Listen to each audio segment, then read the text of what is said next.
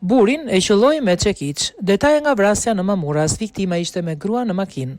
Dëshmitarët tentuan të ndalonin, por pas një konflikti verbal se kush kaloni pari në rrugë me makinë, 28 vjeçari Andi Vokri nga Thumana ka goditur me çekiç në kokë 57 vjeçarin Petrit Ndou, i cili më pas ka humbur jetën. Ngjarja ka ndodhur mbrëm pak pas mesnatës rreth orës 00:40 në aksin Thuman Kruj, në një rrugë rurale pranë fshatit Bushnesh.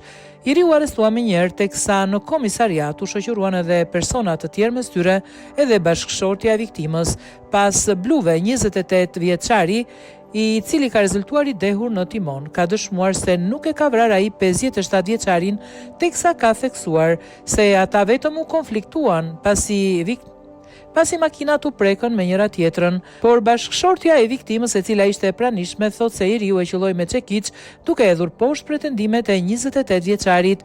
Nga ana tjetër, edhe dy personat që ishin pasagjer në makinën e 28 vjeçarit kanë dëshmuar se kanë tentuar ta ndalojnë, por autori dyshuar ka ikur vetë me çekiç në dorë.